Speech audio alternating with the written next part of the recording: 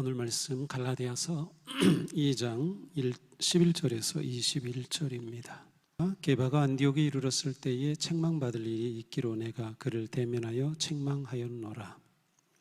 야고보에서는 어떤 이들이 이르기 전에 게바가 이방인과 함께 먹다가 그들이 오매 그가 할례자들을 두려워하여 떠나 물러가매 남은 유대인들도 그와 같이 외식함으로 바나바도 그들의 외식에 유혹되었느니라. 그러므로 나는 그들이 복음의 진리를 따라 바르게 행하지 아니함을 보고 모든 자 앞에서 게바에게 이르되 네가 유대인으로서 이방인을 따르고 유대인답게 살지 아니하면서 어찌하여 억지로 이방인을 유대인답게 살게 하려느냐 하였노라. 우리는 본래 유대인이요 이방 죄인이 아니로되 사람이 의롭게 되는 것은 율법의 행위로 말미암음이 아니요 오직 예수 그리스도를 믿음으로 말미암는 줄 알므로 우리도 그리스도 예수를 믿나니 이는 우리가 율법의 행위로서가 아니고 그리스도를 믿음으로써 의롭다함을 얻으려 함이라. 율법의 행위로서는 의롭다함을 얻을 육체가 없느니라. 만일 우리가 그리스도 안에서 의롭게 되려 하다가 죄인으로 드러나면 그리스도께서 죄를 짓게 하는 자냐? 결코 그럴 수 없느니라. 만일 내가 헐었던 것을 다시 세우면 내가 나를 범법한 자로 만드는 것이라. 내가 율법으로 말미암아 율법에 대하여 죽었나니 이는 하나님에 대하여 살려 함이라. 내가 그리스도와 함께 십자가에 못 박혔나니 그런 적 이제는 내가 사는 것이 아니요 오직 내 안에 그리스도께서 사시는 것이라. 이제 내가 육체 가운데 사는 것은 나를 사랑하사 나를 위하여 자기 자신을 버리신 하나님의 아들을 믿는 믿음 안에서 사는 것이라. 다 같이 내가 하나님의 은혜를 피하지 아니하노니 만일 의롭게 되는 것이 율법으로 말미암으며 그리스도께서 헛되이 죽으셨느니라. 아멘. 네, 우리 서로 축복하며 인사합시다. 사랑합니다. 반갑습니다. 축복합니다. 네, 반갑습니다. 네, 오늘도 우리 찬양팀, 반주, 미디어, 예배팀 너무 감사합니다. 우리 박수 들읍시다. 고맙습니다. 감사합니다.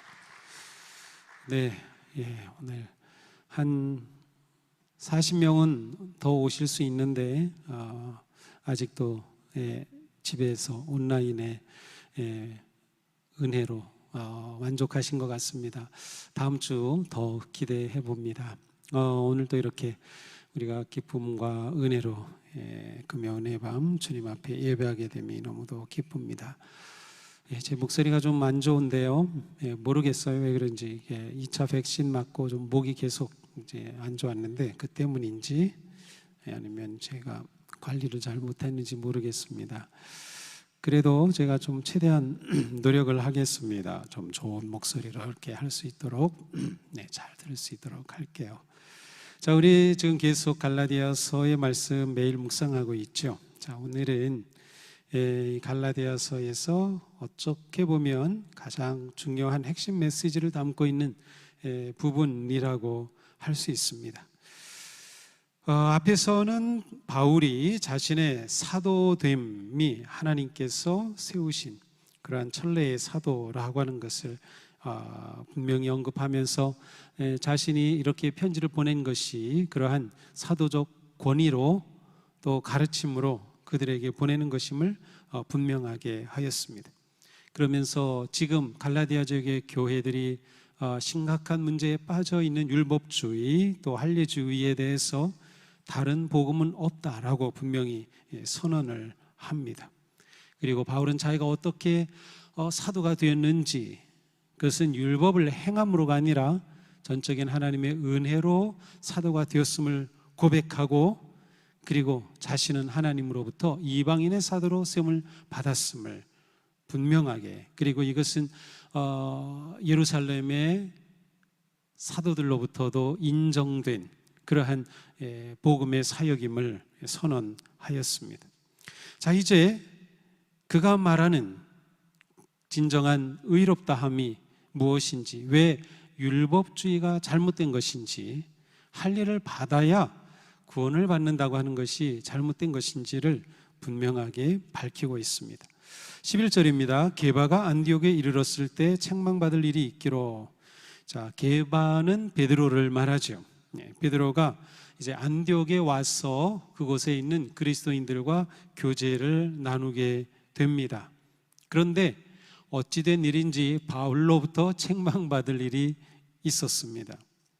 그 일이 무엇입니까? 12절에 보니까 야고보에게서 온 어떤 이들이 이르기 전에 게바가 이방인과 함께 먹다가 그들이 오매 그가 할례자들을 두려워하여 떠나 물러가매. 자, 베드로가 이방인과 함께 식사하고 있었습니다.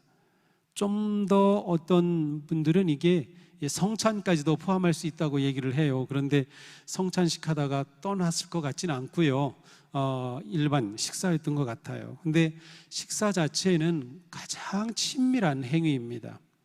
우리가 살아가면서 누구와 함께 식사한다, 이건 보통 일이 아닙니다. 예수님께서 제자들에게 예수님의 죽으심과 부활, 그 은혜를 기념하도록 성찬을 행하라. 그래서 그들은 예배 가운데 성찬을 행하여 주님과 함께 먹고 마셨던 그 사랑의 교제를 기억하고 십자가를 기억했던 것이죠. 자, 이처럼 식사는 아주 중요한데 베드로가 이방인들과 함께 식사를 하던 중에 야고보에게서 온 어떤 사람들이 안디옥에 이르렀다는 소식을 듣게 되었어요. 자, 야고보에게서 온 어떤 사람들, 야고보가 보낸 사람이라고 할 수 있는데 야고보가 보낸 이 사람들이 그리스도인이었을까 아니면 그리스도인이 아닌 유대인이었을까? 네, 다 분분합니다만은 아마도 그리스도인이 아닌 비그리스도인인 유대인이었다고 보는 것이 좀 더 이해가 될 것 같아요. 자, 왜냐하면 그리스도인들을 보냈다고 하면 이미 이들은 바울의 복음 사역에 대해서 예루살렘 교회의 사도들과 다 교류가 있었고 바울의 사역을 인정했고, 그리고 과연 율법을 그리스도인에게 적용할 수 있느냐 부분을 놓고 예루살렘 공의에서 깊이 논의한 후에 결론을 내린 게 있어요. 이방인이 구원을 받고 그리스도인으로 의롭다 하심을 입은 삶을 살기 위해서 율법에 제한되지 않는다는 겁니다. 단 우상에 드린 제물을 먹는다거나 음행한다거나 하는 것은 그대로 그들에게도 적용하되 나머지는 적용하지 않는 거예요. 할례를 포함해서. 그러니까 베드로가 이방인과 식사하는 거, 이거 사실은 괜찮은 겁니다. 그리스도인의 눈으로 볼 때, 사도들의 눈으로 볼 때, 그래서 베드로가 식사했던 거죠. 그런데 예루살렘에서 야고보가 보낸 사람들이 이르렀다는 말을 듣고 황급히 그 자리를 피했습니다. 왜냐하면 유대인으로서는, 그리스도인이 아닌 일반 유대인으로서는 이방인과 식사 교제를 하는 것은 이것은 있을 수 없는 일입니다. 여호와 하나님의 택함 받은 백성이 어찌 저주받은 이방인과 함께 식사를 합니까? 그것은 율법을 어기는 거예요. 그러나 이것은 그리스도인에게 적용되는 게 아니라 비그리스도인인 유대인들이 지키는 관습이었어요. 그런데 베드로가 그리스도인들을 이방인들과 함께 식사를 하다가 야고보가 보낸 사람 때문에 얼른 피했다. 그러면 야고보는 이 사람을 왜 보냈을까? 그 기록은 없어요. 무엇으로도 증명할 수는 없지만 그 당시에 유대 지역에서는 반로마 감정이 아주 극심했고요. 당연하죠. 로마의 지배를 받으면서 마치 우리가 일제시대에 일본에 대한 반감정이 있을 수밖에 없는 것처럼 그렇게 로마에 대해서, 그리고 이방인에 대한 반감이 아주 극심하던 때입니다. 그런데 예루살렘에 있는 그리스도인들은 지금 비그리스도인인 유대인으로부터 박해를 받고 있어요. 그래서 그것을 피해서 흩어지는 그리스도인들이 많이 생겼고, 안디옥 지역에 그분들이 가서 거기에서 또한 이방인과 함께 교회가 시작이 되고 확장이 되고 있는 상황인데, 예루살렘 교회 입장으로서는 유대인들로부터의 박해가 보통 심각한 것이 아닙니다. 아마 이러한 문제를 놓고 예루살렘 지도자였던 야고보 사도와 유대 지역에 있던 일반 유대인 지도자들 간에 어떠한 논쟁이 있었을 겁니다. 야고보 입장으로서는 그러한 박해로부터 예루살렘의 그리스도인들을 보호하기 위해서 유대인들에게 그럼 가봐라, 안디옥의 사람들을 가보도록 했던 것이 아닌가. 그러니까 베드로가 이렇게 피했던 것은 바울 입장에서는 이거는 있을 수 없는 일이에요. 왜냐하면 바울이 볼 때 이것은 복음을 부끄러워하는 행위로 보이는 겁니다.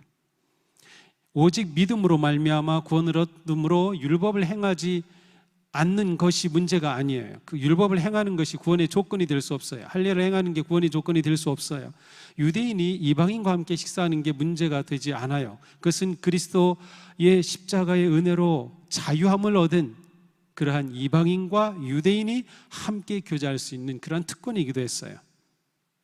그런데 그게 부끄러워 도망갔다고 보는 거죠.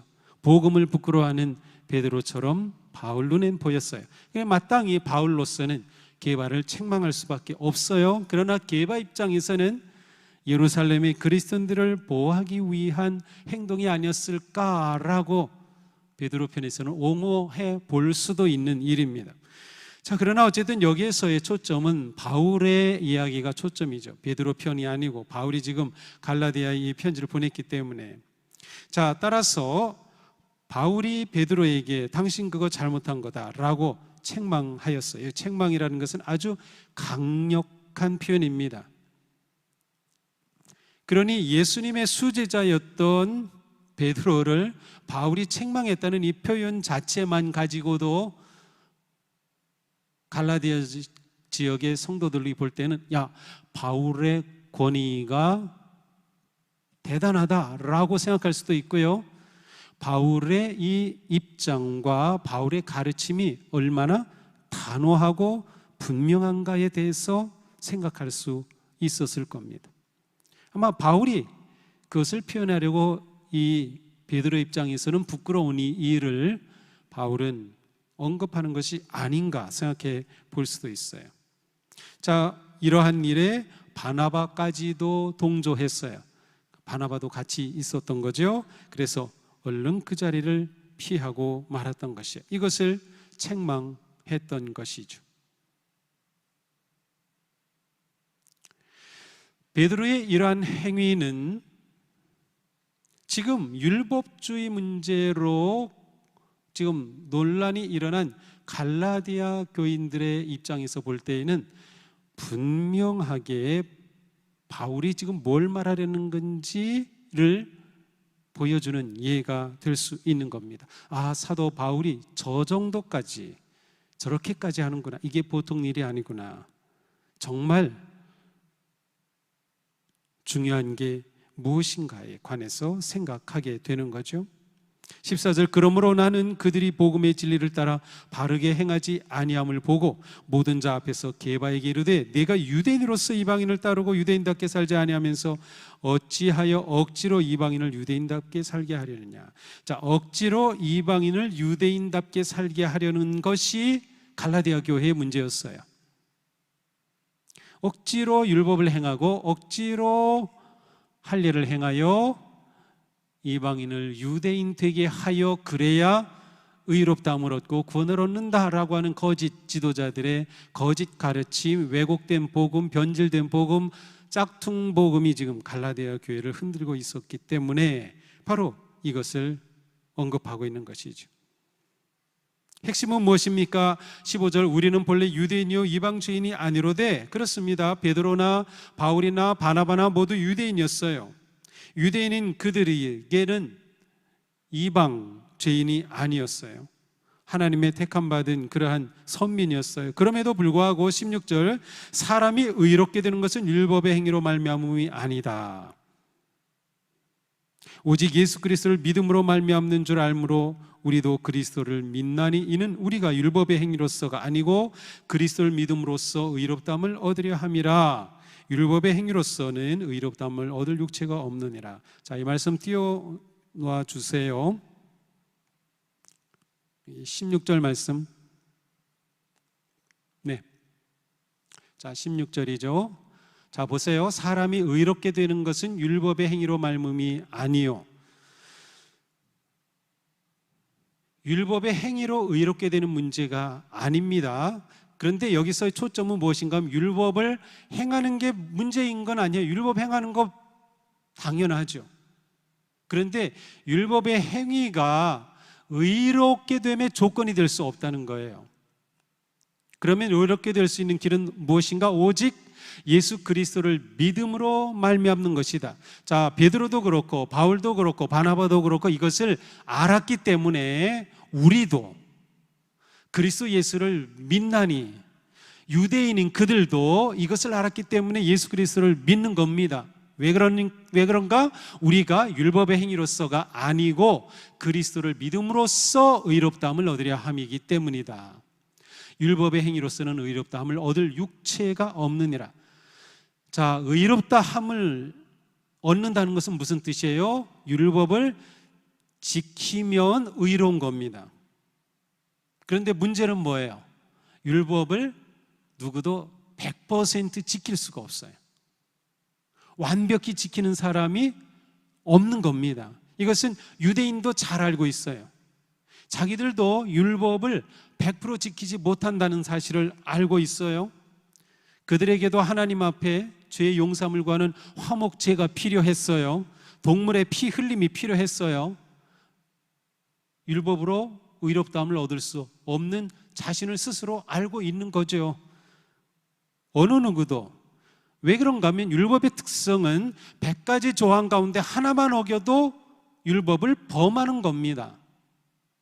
99가지를 다 지켰는데 딱 한 가지 어겨도 그것은 죄인입니다. 이게 율법의 특성이에요.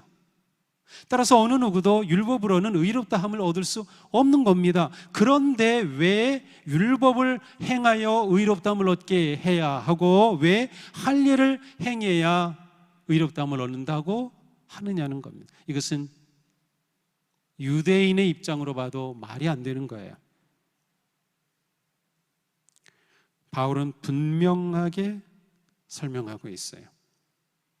만약 율법으로 의롭다함을 얻으려고 한다면 결국 그것은 자기가 율법을 행하는 자기의 의로서, 자기의 행위로서 의롭다함을 얻으려는 겁니다. 쉽게 말하면 내가 행위로서 구원을 얻으려고 하는 거예요.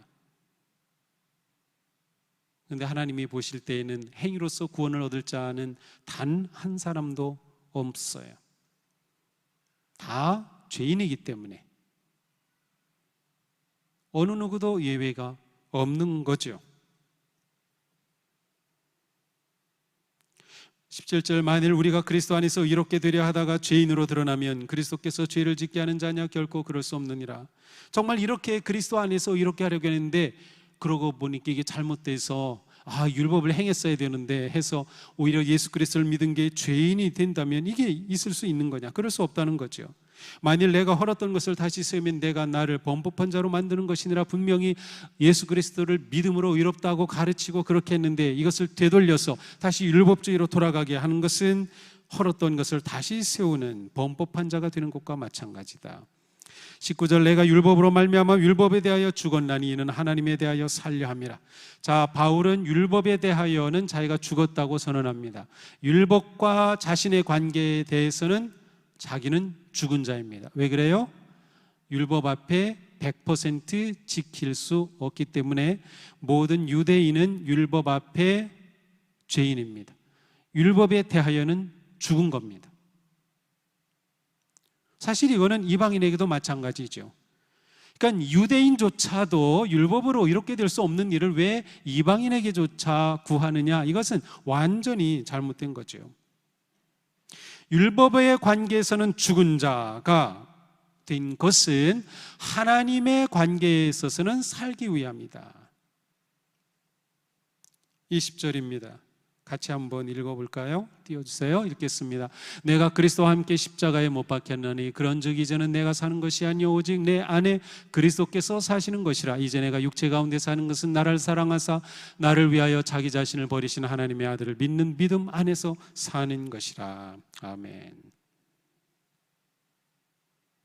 자, 율법에 대하여는 죽은 자기입니다. 그래서 뭐라고 고백합니까? 내가 그리스도와 함께 십자가에 못 박혔나니 그런즉 이제는 내가 사는 것이 아니요 그리스도께서 내 안에 사는 것이다.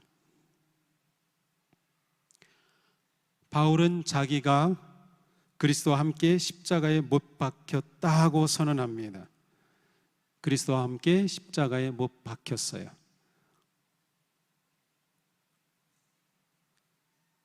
죄인인 자기가 죽은 겁니다.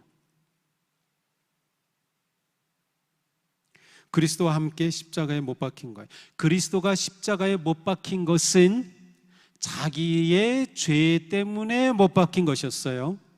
그리스도께서 십자가에 못 박힌 것은 자기의 죄로 인한 것이었어요. 그래서 그리스도와 함께 내가 못 박혔어요. 그리스도의 십자가의 죽으심이 나의 죄를 위한 죽으심이라는 거죠.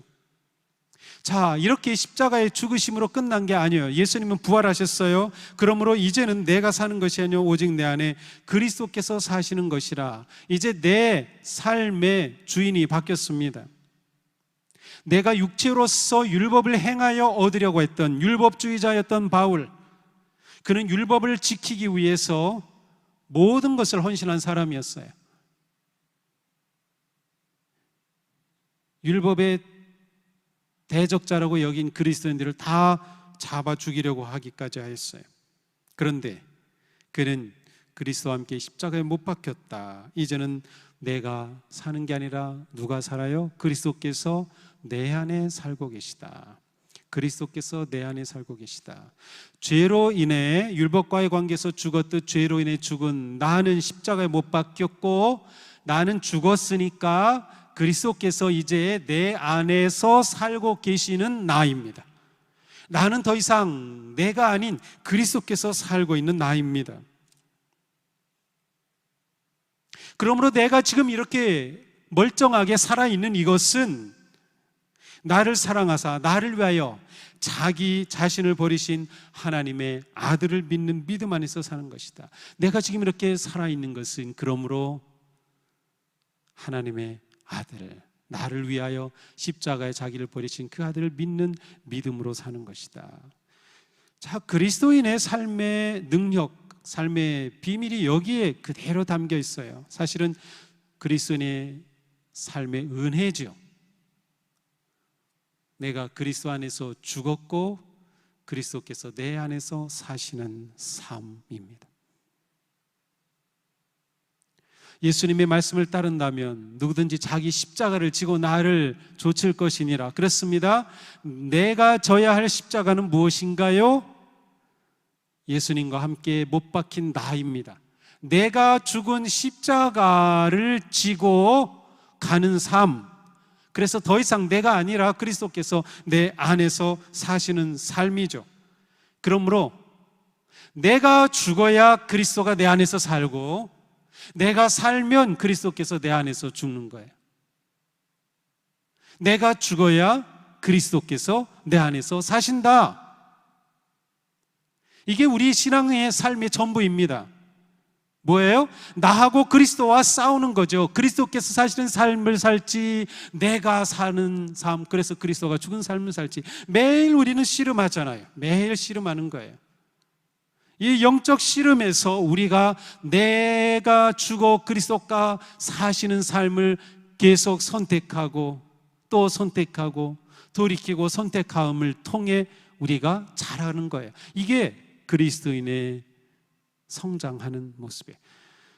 나와 그리스도의 갈등이 내 안에서 내가 지는 게 이기는 거예요. 그런데 이게 쉬운 게 아니죠. 왜냐하면 내가 지는 건 내 육이 지는 것이고 내 욕망이 죽는 것이고 내 자존심이 죽는 것이고 내 교만이 죽는 것이고 내 자랑이 죽는 것이고 내 육이 죽는 것이니 그게 쉬운 일이 아닌 거예요. 그래서 우리는 언제나 성령님의 도우심이 필요한 존재다. 우리가 기도하는 것도, 예배하는 것도, 살아가는 것도, 먹는 것도, 이렇게 모이는 것도 다 내 힘이 아닌 겁니다. 성령님께서 나를 이렇게 이끄시고 도우시는 겁니다. 내 안에 계신 그리스도 성령님께서 사시는 삶, 그 삶을 우리가 끊임없이 선택하고 그 삶을 살기에 모든 것을 드려야 돼요. 그런데 우리의 문제는 무엇입니까? 내가 죽지를 않는 겁니다. 죽은 채는 하는데 죽지는 않아요. 1980년대에 나온 Die Hard라는 영화 있습니다. 브루스 윌리스가 1편에서 나왔었는데 진짜 Die Hard예요. 뭐 완고하다, 죽지 않는다라는 뜻이에요. 정말 Die Hard인 나입니다. 내가 죽는 게 정말 얼마나 어려운지 몰라요. 그래서 우리는 죽은 채 할 때가 많아요. 죽은 채 할 때가 많아요. 근데 죽은 채 가지고는 안 되는 겁니다. 내가 죽고 그리스도가 사는 삶, 내가 죽은 십자가를 지는 삶. 자, 이렇게 되면 사실 우리가 가지고 있는 많은 고민과 갈등과 두려움과 문제의 길이 보입니다.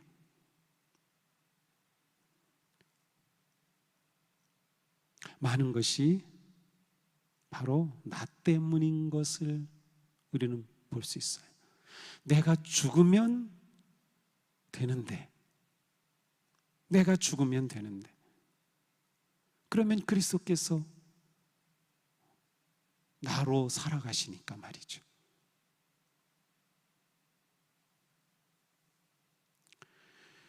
그렇습니다.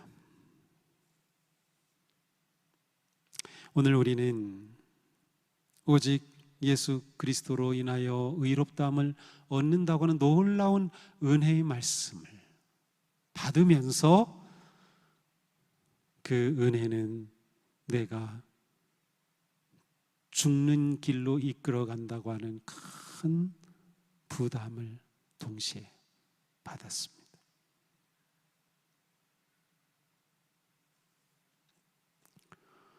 하지만 우리가 은혜로 이것을 받아 더욱 성령님을 의지하고 나아간다면 우리는 율법을 행함으로 구원을 얻으려는 것이 아니라 믿음으로 구원을 얻어서 하나님의 모든 법을 기쁨으로 행하는 자들이 될 수 있어요.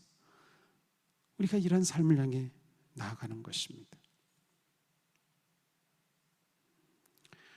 그리스도께서 죽으신 것을 헛되게 만들지 말자.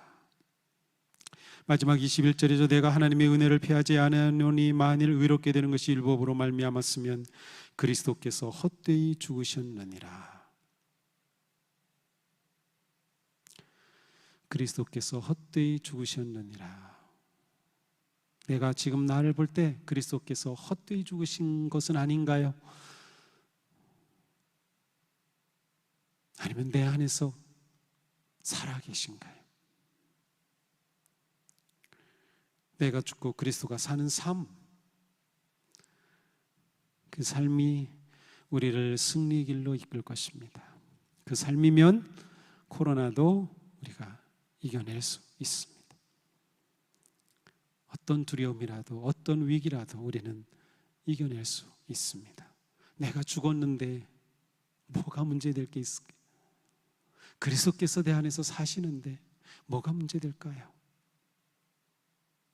말씀을 들을 땐 참 은혜롭고 너무 좋고 힘이 나는데 또 살다 보면 또 자꾸 무너지고 그래요. 근데 그래도 괜찮으니까 어쨌든 오늘 주신 말씀 붙잡고 그러겠습니다. 주님, 제가 죽는 삶, 내가 죽고 그리스도가 사는 삶, 인간관계에서도 한번 그렇게 적용해 보세요.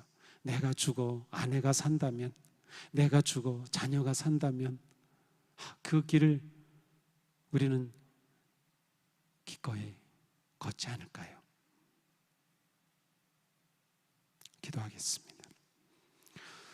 주님, 하나님의 사랑은 너무도 커서 저희들은 아무리 애쓰고 노력하고 날고 뛰어도 얻을 수 없는 의롭다 하심을 예수님의 그 십자가의 보혈로 얻게 하여 주시고, 우리를 거룩한 하나님의 자녀가 되게 하시고, 우리 안에 살아 계셔서 영광과 승리의 삶으로 나를 살아주시는 주님이 계시다는 이 놀라운 은혜를 저희들이 다시금 깨닫습니다. 주님, 내가 죽어 그리스도가 사는 삶, 내가 죽은 십자가를 지고 가는 삶, 주님, 정말 저희들이 이렇게 살지 못하고 너무나도 부끄럽지만, 그러나 오늘 말씀을 받으면서 다시금 결단하고 또한 성령님을 의지합니다. 내 힘으로는 할 수 없음을 고백합니다. 성령님, 저희 안에 역사하셔서 내가 죽는 삶을 넉넉히 살아낼 수 있도록, 내 안에 그리스도께서 사시는 삶으로 진정한 주님의 영광을 드러내는 거룩한 삶을 사는 우리 모두가 되게 하여 주시옵소서. 예수님 이름으로 기도합니다. 아멘.